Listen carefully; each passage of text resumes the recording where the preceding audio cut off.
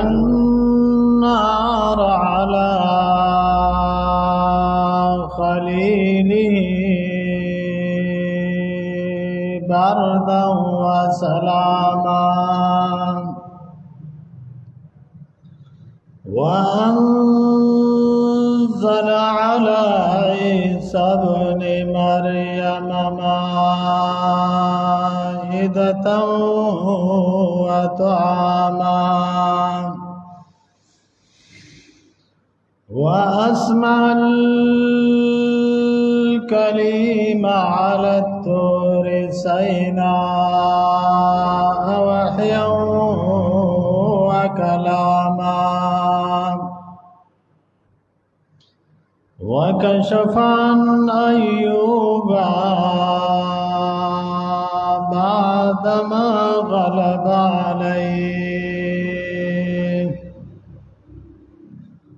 بعدما غلب عليه مرضا وسقاما ورد البصر على يعقوب إذ جاء البشير بشيرا وأماما وسخر لسليمان إنسا وجنا وريحا وغماما وقرب محمدا حبيبا بالمعراج قاب قوسين إعزازا وإكراما ووعد الكافرين والمشركين في النار دواما وجعل الجنة للموحدين مقاما أبدي سرمدي لا أول له ولا آخر له لا مثل له ولا مثال له ولا مثيل له لا مثيل له ولا مماثل له أحد صمد لم يلد ولم يولد أما بعد فأعوذ بالله من الشيطان الرجيم بسم الله الرحمن الرحيم قد أفلح المؤمنون الذين هم في صلاتهم خاشعون والذين هم عن اللغو معرضون. زما د اسلام خوګورونو دین اسلام دا یو کامل مکمل دین دی. انسان به دنیا کې څنګه ژوند تیری، د انسان زندگی به څنګه انسان بخپل خوراک سکاک، خپل راحت، خپل ازدواجی زندگی، خپل د حاضر او د سفر زندگی څنګه تیری. اسلام منګ او تاسو ته دا ټول لارې ښودلې دي. اسلام هغه دین دی چې دا په ځمکه باندې نه دی جوړ شوی، دا د مخلوق جوړ دین نه دی. مخلوق چې کم دین جوړ کی هغه کې نقصاناتی، هغه کې عیبونه، هغه کې ضرري. د مخلوق قانون هغه بدلیږي را بدلیږي. د مخلوق قانون کی زیته او ظلم کې دی شي. اسلام دا هغه دین دی چې د دې انتخاب د بره نه شوی دی، والله رب العزت د دې انتخاب کړی دی. او الله رب العزت قرآن کې منګ او تاسو ته ویلي دي چې کوم انسان د دې دین اسلام نه سیوا د بل دین تلاش کوي، بل دین غوړه غني، بل دین لا پدې دین باندې ترجیح ور کوي، نو دغه بل دین منګه ته هیڅ کله قابل قبول نه دی. الله خپل کتاب کې وایي وَمَن يَبْتَغِي غَيْرَ الْإِسْلَامِ دِينًا فَلَن يُقْبَلَ مِنْهُ. څوک چې د دین اسلام نه سوا بل دین لټي، هیڅ چره به دغه بل دین د دې انسان نه قبول نه کړی شي. کله زما رب وی ورضیت لکم الاسلام دینا، د دین اسلام انتخاب ما تاسو د پاره کړی دی. اسلام ما تاسو له غوړه کړی دی. لہذا مسلمان هغه بخپل جون په دین اسلام باندې تیری. په دین اسلام کې څه کول دي؟ د څو کارونو نه اجتناب کول دي. کم کارونه چې د کولو دي هغه کې د انسان بهتري دا غورواله دی، عزت دی. د کم کارونه چې الله تعالی منع کوي پاغي کې ستا ذلت دی، پاغي کې ستا تذلیل دی، پاغي کې ستا بیکارواله دی.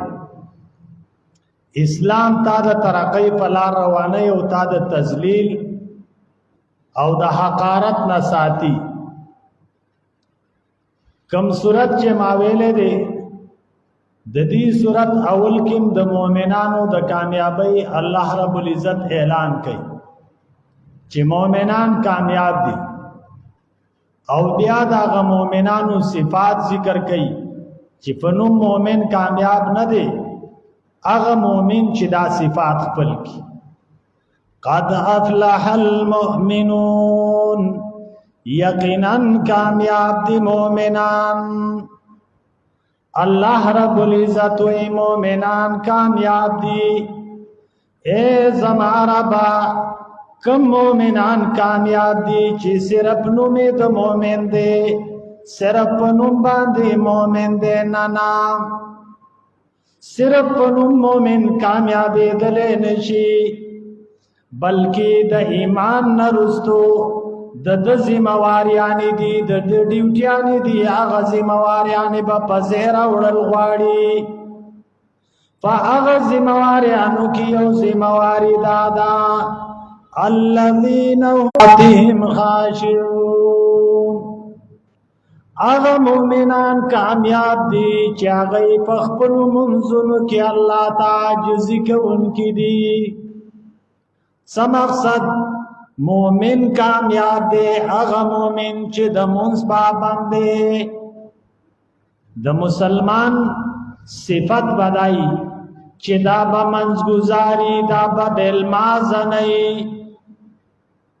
ځان ته وی مسلمان په هفتو جماعت نویني، په میاشتو جماعت نویني. الله رب العزت تلاس پنامه نو دريږي. سوچ او فکر دا کوي چې چرته د کامیابی لار ګورم، چرته د ترقی لار ګورم. داسې مسلمان با د ترقی په لار پسیډون شي او د ترقی په لار روان نشي. زما رب یالا با کامیاب شي، مومن علا با کامیاب شي چې د مونږ پابندي کې ستا ذمہواری دادا مونږ په یو حال کې نفریدي. زمون شریعت د مونږ دومره اهمیت مونږ ته ښودلې دی چې یو طرف ته استاد سر قاتل کافر ولاړ دی او بل طرف ته دی او د مانځه ټیم راشي نو بیا به مونږ نه قضا کی. استاد سر قاتل کافر ولاړ دی بیا به مونږ نه قضا کی. زمون دین اسلام مونږ ته وایي دغه مسلمانان با دو جماعتونو کی تقسیم شي، یو با د کافر طرف ته ودریږي بل با مانځه طرف ته متوجی شي. کله چې د یو رکعت وکړه دی به بیا د دشمن طرف ته متوجی شي، ابل ډله براشي ما پسې به ودریږي، مونځ بم کیږي د دشمن څوکۍ بم کیږي. دا سے باندې کې چې صرف څوکۍ طرف ته متوجی شي او مونږ ختم کی.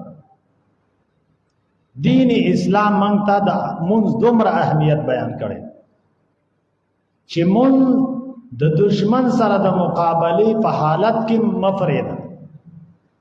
نن نوجوان نن مسلمان کور کې ناس دی بالکل فارغ ناس دی، لیکن د الله کور ته نزي، جماعت ته نزي، موز نه کوي. دغه د مسلمان بچین کامیابی غواړي، په بیل مازی کې کامیابی غواړي، په بیل مازی کې کامیابی نه ملوي. ستا اولنې صفت دا دی الذین هم فی صلاتهم خاشعون. کامیاب مومنان هغه دي چې دای په خپل منځونو کې الله تعجزي کوي، منځ بم کې پاجزي باندې بم کې. دا ستا صفت دی. الله رب العزت خپل نبی ته وایي اے زما نبی خپل منځ کوا، خپل اهل تم د مانځه حکم کوا. لا نسألک رزقا، ز تاسو نه رزق نه غواړم، رزق من تاسو له درکو. دری روزی ذمہوار زین ستا ډیوټي عبادت دی، په عبادت کې د ټولو نه اهم مونځ دی. تب خپل ډیوټي سر ته رسې، عبادت چې دی وکړو رزق به رب درکوي. دل دویم صفت د مؤمن دا دی والذین هم عن اللغو معرضون. کامیاب مومنان هغه کسان دي هم عن اللغو معرضون چې دای د بی فائدې خبرونه اعراض کوونکي دي. دا ستا دویم صفت ذکر کوي چې تبع علی کامیاب مومنی عن اللغو معرضون، چې د لغو کارونو نه پڅنډ باندې ګرځي، د بی فائدې کارونو نه پڅنډ باندې ګرځي. نن راشه د مومن حال وګوره، چرته چې لغو کار دی مومن پکې اخته دی، چرته بی فائدې کار دی د مسلمان بچي پکې اخته دی، چرته سپک کار دی هغه د مسلمان بچي خپل کړي، چرته د بے حیاي قدم دی د مسلمان بچي هغه ته قدمي کې. او د مسلمان بچیا ته خودرون انساني در رب دربار کې مدرونی درانه قدمونه بګدي، درانه کارونه بکې، نیک اعمال بکې. ستا صفت دا دی عن اللغو معرضون چې د لغو کارونو نه بڅنډه کوي. د مسلمان بچي داغه به د لغو کارونو نه نفرتي، د دې پیدي کارونو نه به نفرتي، خپل قیمتي وخت به اسه نه ضایع کوي. نن د مسلمان بچي په ګنټو باندې په کرکټونو باندې اخته دي، سار نه په کرکټ پسې ورکی د ماخوستنه فوت، نو سره د منځ غم، نه د تلاوت غم، نه د مور او پلار د خدمت غم. د مسلمان بچی دی تمام ورځ لډو ته ناست دی. لډو دا لغو کار نه دی، دا ګناه ده، یاد ساتئ. لډو کول نن د مسلمانانو په حجرو کې دا شی پروت دی. امام ترمذی حدیث راوړی دی، ندیفا کوئی کم مسلمان چې لډو کوي دا سیده لکه د خنزیر په غوښو کې چې ګوتې وهي. ترمذی کې حدیث دی، لډو کول داسې دي لکه د خنزیر په غوښو کې ګوتې وهي. نن د مسلمان بچي تمام ورځ لډو کې مصروف دي. ستا صفت داو عن اللغو معرضون، د دې پیدي کارونو نه به پڅنډه ګرځي، تا خپل لاسونه د خنزیر په غوښو کې چولي. ځنې وایي چې یاره شرط پکې نه، شرط خو چې په هر څه کې حرام دی. د شرط خبره نه ده، یو حلال لوبه ده، یو جایز لوبه ده، او شرط پکې رالی هغه حرامه شو.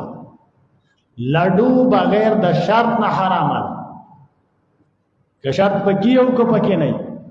لډو باره کې مستقل حدیث تری، لہذا د مسلمان بچے هغه بخپل وخت په لډوګانو نه ضایع کوي. دا ګناه ده، دا جرم دی. د مسلمان بچے دی تاش ته ناست دی، په ګنټو تاشونه کوي. ای د مسلمان بچیا، ستا مشرانو داغه کارنامې لګي وګوره، د خالد ابن ولید کارنامه وګوره، د محمد ابن قاسم کارنامه وګوره، د عمر فاروق ژوند وګوره، د ابوبکر رضی الله عنه ژوند وګوره، د صحابه ژوند وګوره. هغه بخپل وختونه قیمتي کول، او تا خپل وختي قیمتي وختونه هغه د ټول خراب کړ، برباد دي. پتاشونو دي خراب کړ، په لډوګانو دي خراب کړ، په فیسبوک دي خراب کړ، په ټیک ټاک دي خراب. او خاص کر په دې دور کې د مسلمانانو هغه بچي چې هغه په میډیا باندې خپل ویډیوګانې شیر کوي. د مسلمان بچي چې کینی امزان سړم چوری لګي، چې پاڅي امزان سړم چوری لګي، چې خوراک کوي ام دم چوری لګي، چې کم حرکت کوي نو تبه چې دا ډم زوی دي. دغه حرکات سکناتو نه بدا چرته راخکاره نشي چې دا د مسلمان بچی دی، دا کاری د اسلام، دا کاری د مسلمانۍ و. د دې دنیا ته دا میسج ورکو چې زه د مسلمان بچی، زه د ابوبکر پیروکار یم، زه د عمر فاروق بچی، زه د خالد ابن ولید بچی. نه، د مسلمان بچی داسې بیکاره حرکتونه کوي چې هندوان پسې خاندي، انګریزان پسې خاندي، عیسایان پسې خاندي، یهود پسې خاندي، چې را بدام د مسلمان بچي. د دې حرکتونو ته وګوره. دین اسلام پسې د مسلمان بچي په خپل ټوخه کوي، قران پسې په خپل د مسلمان بچي ټوخه کوي، د محمد رسول الله احادیث او سنت پسې په خپل د مسلمان بچي ټوخه کوي. مسلمان لګې دې د شاعر الله بی عزتی کوي، د جماعت بی عزتی کوي، د عالم بی عزتی کوي. د الله درزا د پاره نوجوانانو ته درخواست کوم، خپل ناس ته پاستا د اسلام برابر کوي، په خپل ناس ته ولاړه کی، په خپل گفتار کی، په خپل رفتار کی دنیا ته لګ اسلام وخای.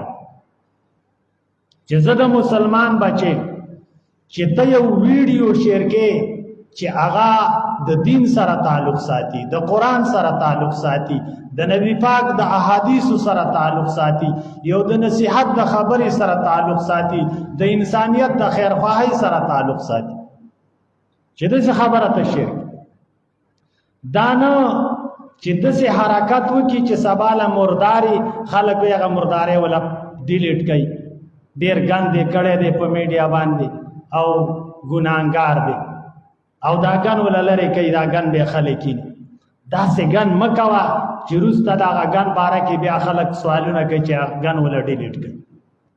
دا سه په میډیا د ځان نه روستو پرېدا، دا سه په کلی کې د ځان نه روستو پرېدا چې خلکو ته ګوري او دعا ده کوي، چې خلکو ته ګوري عبرت ته اخلي، چې خلکو ته ګوري او د دین نه متاثر کی، د ځان نه کری کارت روسته پرېدا، بیکار او بے خوند ریکارډ د ځان نه روسته مفرید او دا چې مسلمان کوي دا صرف د ذلیل دنیا د پاره کوي، چې زه د یو بے خوند حرکت وکم دا غي د وجه نه زما ویډیو زیاته لاړ شي او ما ته زیاتې پیسې راشي. دغه پیسې خیر دې حرام دي ګنده دي، خو چې زما جب ته په څه طریقه پیسې راشي. هر څومره چې دا مسلمان نن سبا لور مسلمان را ایستلې د میډیا ته، لور مسلمان میډیا ته را ایستلې، خو مسلمان ته پته لګيږي زما لور لګیا ده د پردو سړو سره خبرې کوي، زما لور په خپل جبه باندې داسې الفاظ راولي چې خاوند د خپل ښځې سره هغه خبرې نشي شیر کول، دومره غورځېدلې خبرې کوي. بیا مسلمان چپ دی وای دا مالا پیسې ګټي، زما لور زما انګور زما ښځه هر څومره بې حیا حرکتونه چې کوي و چې زه پیسې وګټم. دا د مسلمان سوچو لږ د رب د رضا دپاره ځان کې لږ انسانیت پیدا کو. دا د دنیا ذلیله ژوند دا حرامې پیسې د دې وخت ډېر کم دی، بیا ستا یو تشکیل کیدونکی دی، یو داسې زندګۍ ته منتقل کیدونکی چې هغه زندګي نه ختمېږي. د هغه زندګۍ سوچ وکړه، د هغه زندګۍ فکر وکړه. دلته خدای یو څو ورځې دي تکلیف کې به تېرې شي، نارې به تېرې شي، غربت کې به تېرې شي، هغه ژوند سره به څه کې د هغه ژوند دپاره سوچ وکړه. لہذا د مسلمان بچیا تا ته درخواست کوم، د مسلمان بچیا ناسته دي د مسلمانانو کا، ولاړه دي د مسلمانانو کا، حرکتونه دي د مسلمانانو کا، دعوت دي د اسلام کا، خبرې دي د اسلام کا، خپل کارونه داسې جوړ کا چې هغې کې اسلام ته فایدهی، هغې کې قرآن ته فایدهی، هغې کې انسانیت ته فایدهی. داسې کارونه خپل کا، داسې سوچ دنیا کې وچلوه چې تا نه خلکو ته خیر ورسی. صرف د خپل خېټې سوچ مکوه، صرف د خپل ځان سوچ مکوه، او ان شاء الله کده د دنیا سوچو کی ته د مخلوق سوچو کی الله به تعالی عزت درکې، الله به ستا مقام چوت کی. د دې د وجه نه په خپله د نن خپل عزم جوړ کو چې ان شاء الله زبا د دین داعی، زبا د قرآن داعی، زبا د اسلام داعی، زبا د محمد رسول الله امتی، زبا هغه کارونه کوم چې زما نبی بي خوشحالیږي، زبا هغه کارونه کوم چې هغه زما د صحابه و میشنو، زبا هغه کارونه کوم چې هغه زما د اسلام کارو، د اسلام نه هټ کر د بيدینۍ کارونه باندې کوم. نن مسلمان کم چې څه تعلیم یافته دی، هغه تعلیم هم داسې دی چې په هغې پسې کفار خاندي. د مسلمان بچی چې تعلیم وکړي د ځان نه وزرې وباسي، د مسلمان بچی چې لږ تعلیم یافته شي سر یې د مسلمانۍ خلاف شي، مخ یې د مسلمانۍ خلاف شي، لباس یې د مسلمانۍ خلاف شي، چې سر ته ګوري ته به چې الله دا څه شي، چې جانې ګوري د ځان نه به پینډاوي چورګوړی جوړ کړي، د ځان نه به نستونی لري کړي، د ځان نه به زولې لري کړي، ځان ته به ټای چولی، ټول ځان به شرمولې. وای دا پکې تعلیم یافته دي. هغه تعلیم یاد ساته کم تعلیم چې تا د بے حیايي په لوري بوزي، د دغه تعلیم نه چې یو بامونه وي ډېره ښه ده. هغه تعلیم چې ستا د لور نه لوپټه گزاري، هغه تعلیم چې ستا د لور نه برقه گزاري، د هغې په ځای باندې چې ټول عمر په جهالت کې پاتې شي ډېره بهتره ده، خو چې پردې خرابه نشي، بې حیا نشي. نن د مسلمان لور د تعلیم په نوم باندې د سر نه لوپټه گزار کړه، د بدن نه جامې گزار کړي، د پردو خلکو سره ناسته پاسته دا یو شعار وګرځم. سړی د باجوړ او جنۍ د پیښور په یو بینچ باندې ناس، هیڅ قسم د دواړو په منځ کې د حرمت تعلق نشته دی، نه د یو بل خور رور دی، نه ماما او خورزه دی، او په یو بینچ باندې ناس او په یو ځای باندې تعلیم کول. تعلیم شته دی، خدای یو ځایواله پکې د کم ځای نه رالی او د دې پکې کم ضرورت شي. دا اصل کې تعلیم نه دی، دا د مسلمانانو حیا خستل. په هر ځای کې په مسلمانانو کوشش شروع دی چې ښځه او سړي ګډوډ شي او د دوی نه غیرت او حیا ختم شي، او هغه پوری یهود کامیابېدلی نشي څو پوری چې د مسلمان د ښځې لوپټه کوزه نه کړي. د هغې په هر ځای کې کوشش دا دی، یهود لګې دي، د هغې کوشش دا دی چې د مسلمانانو د زنانو نه لوپټې کوزې کوي. په مختلفو نومونو باندې راځي، د انجیو په نومونو باندې راځي، د تعلیم په نومونو باندې راځي، د خدمت په نومونو باندې راځي، او هغه په دې طریقو باندې ستا د لور نه لوپټه گزاري.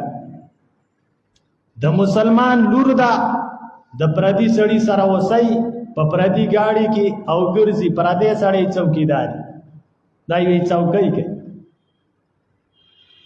نار پیشو هغه د شودو کټوي تکې نه وته وي چوکۍ کوا. نار پیشو هغه د پيو کټوي تکې نه او ته وته چوکۍ کې. دا زمونږه نن فکر دسي جوړ شوی دی. یو پردی سړی د خپل لور سره په گاڑی کې کېنوه او دا ولا چوکۍ کې، دای حفاظت کوي، دای حفاظت نه کوي، دای عزت علی، دای بی عزتی کوي، او ته د دنیا بل خور خپل لور بل ته حواله کوي. تعلیم وکړه په خپل خور لور باندې په پرده او حیا کې وکړه. تعلیم ډیر ښه شی. په خپل خور لور باندې انګریزي وایا، عربي پی وایا، فارسی پی وایا، د دنیا هنرونه په زده کا، خو د پردې دلان دی. زمنګ اسلام موږ ته پرده ښودلې او پرده فرض ده. پرده د قرآن حکم دی، د سورۃ النور حکم دی. الله نبی ته وی چې د خپل کور نه شروع وکړه، اول خپل بیبیانو ته وایا، بیا خپل نونو ته وایا، او بیا د عام مؤمنانو زنانو ته وایا یدنین علیهن من جلابیبهن، چې په خپل ځانونو باندې خپل څادرونه راښکته کړي. دا د اسلام حکم دی. نن فرض حکم ماته او ماوتا. د نبی علیہ السلام دور کې یو زنانه ده او په جهاد کې بچې شهید شو. زنانه را روانه ده صحابیه او ځوان بچې په جهاد کې شهید شوی دی او کلکه پردې کړې ده را روانه ده. چې کله د خپل بچی خواته راورسېدله، صحابه ته وایي بچې دې مړ دی او دې پردې ته دې ګوره. هغه ورته وایي بچې مې مړ دی، پرده خو مې نه ده مړه، حیا خو مې نه ده مړه، بچې مې مړ دی. نن د مسلمان چې بچې مړ شي پردې مو څخه ختمه شو. په لاره به د لیوانۍ په شان د ګریوان به هم شلی او چغې به هم وایي او برقه به هم لرې کړي نه بچه مړ شو پرده نه دمړه، د پردې به خیال ساتي، د حیا به خیال ساتي. نن انتهایی حالات خرابی طرف ته روان دي. رونو لغون ته کې د الله د رضا دپاره هر انسان لږ لږ محنت وکړو، د بې حیایي مخه ونیسو، د بېدینۍ مخه ونیسو. الله رب العزت به زما او ستا د لږ محنت د وجې نه ډېر خلک په سمه لار باندې راولي. او که ما ورته وایو چې پرېږده بس دار چا خپل کار دی، نو نور به م راته ماحول خرابېږي، نور به ماحول ګنده کېږي. دا زمونږ ذمواري ده، موږ خپله ذمواري تاسو ته وایو چې مسلمانه د حیا خیال دی وساته، مسلمانه د خپل بچی نگرانی په خپله وکړه، مسلمانه د خپل لور نگرانی دی وکړه، مسلمانه د خپل ښځې نگرانی دی وکړه. دا ښځه چې نن ته نظر انداز کې سبا ستا د بېعزتۍ سبب جوړېږي، دا لور چې ته خیر دی دا ستا سبا د بېعزتۍ سبب جوړېږي، دا پتا باندې داغ لګېږي او د مرګه پورې به دی داغي. لہذا د خپلو ماتحتو په خپله باندې خیال وساتو. نبی علیہ السلام زمونږ قائد او هغه به موږ ته د ژوند لارې ښودل چې انسان په څه باندې کمال ته رسېږي، انسان په څه باندې کامیابېږي. صحابو ته به موقع په موقع باندې د کمال خبرې ښودلې، ذمواریانې به ورته ښودلې چې ستاسو ډیوټي څه ده، ستاسو ذمواري څه ده. یو ځل نبی علیہ السلام دغسې صحابو سره ناستو، صحابو ته نبی علیہ السلام وایي اے صحابو ما ته یو څو خبرې را یادې دي، تاسو کې څوک شته چې دا خبرې په خپله په عمل کې راولي، یا یې هغه چا ته وښیي چې هغه یې په عمل کې راولي. من یاخذ عنی هؤلاء الکلمات، یو څو کلمات دي دا به زمانه څوک زده کي، فیعمل بهن او يعلم من يعمل بهن، یا دې په خپل عمل وکړي یا دې هغه چاته وښایي چې هغه پې عمل وکړي. ابو هریره رضی الله عنه یو داسې صحابي دی چې انتهایی د دین سره مینه ساتي، محبت ساتي، د خیر کارونو سره مینه ساتي. ابو هریره رضی الله عنه لاس چت کو وته وایي د الله رسوله دا خبرې به زه زده کما، عمل بم پې وکم راته وایه. ابو هریره رضی الله عنه نبی علیہ السلام ما له لاس ونیولو او ما ته یو یو خبره ښودله او دا ګوتې راله داسې راماتوله. اولنۍ خبرې راته وکړه ابو هریره اتق المحارم تکن اعبد الناس. اے ابو هریره ځان د حرامو نه وساته، ته د ټولو خلکو نه لوی عابد یې. څومره قیمتي درانه خبره.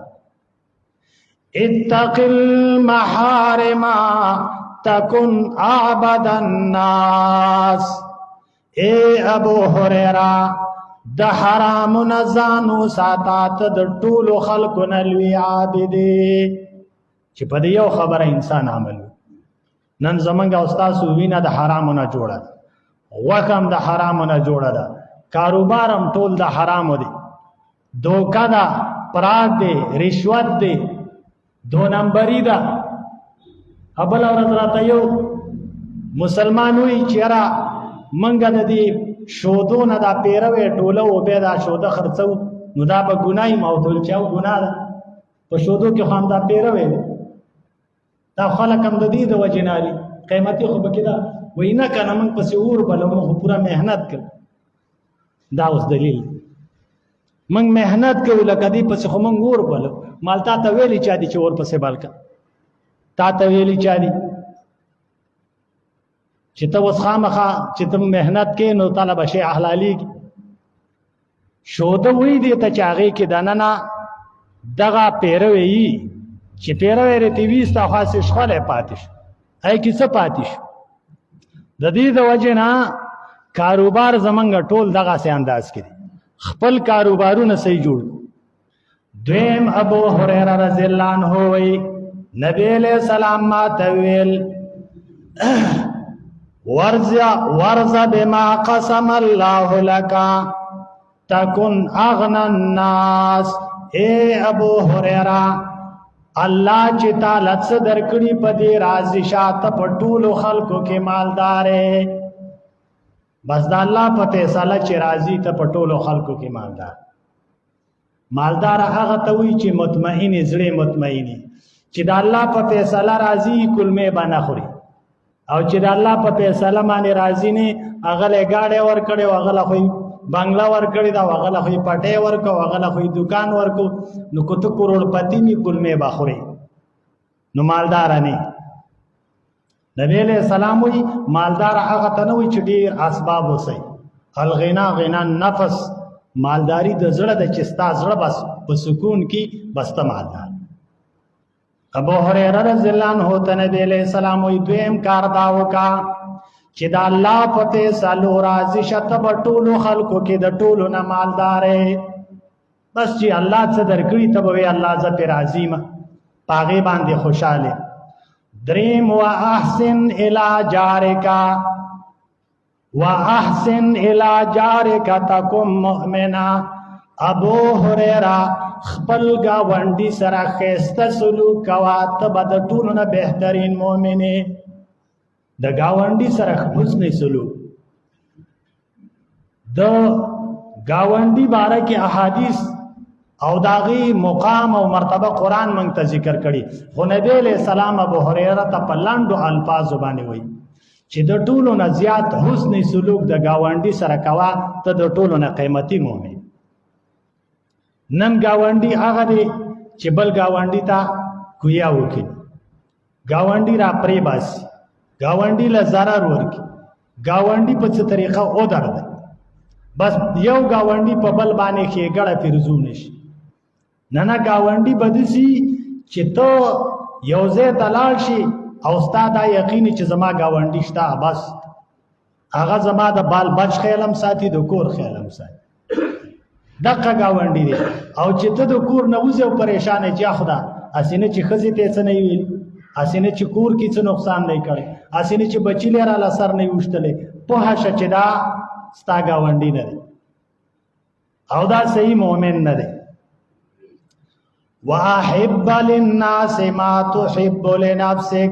ابو هريره څلورم کار داو کا سچ د ځان د پاره خوخه هغه د بل مسلمان د پاره خوخوا دانه چې ځان لکه خوخه مسلمان لا خراب خوخه سچ د ځان د پاره خوخه هغه د بل مسلمان د پاره خوخوا.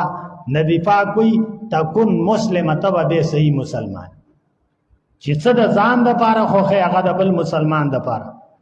او پینځمه خبره او تاخیری خبره کوي ابو هريره ولا تکثر الضحك. ډېر خنداګانې مکوا ډېر خاندما فإن كثرة الضحك تميت القلب. ډېر خنداګانې د انسان زړه وجني ډېر قهقهاګانې ډېر خنداګانې دا د انسان زړه وجني. انسان چې په بق بق ډېر وخاندي ډېر وروسته ډېر خپه وي دا نه برناقه خپه دی پته نه لګي بسړه مې پریشان دی. دا زما نبی ویلي دي چې بیزه په بړقه خنداګانې مکوا. بیزه خنداګانې دا د انسان د زړه د مړ کېدو سبب جوړیږي د پریشانه کېدو د خپه کېدو سبب جوړیږي. الله دې په دې خبرو مال او تاسو له عمل کولو توفیق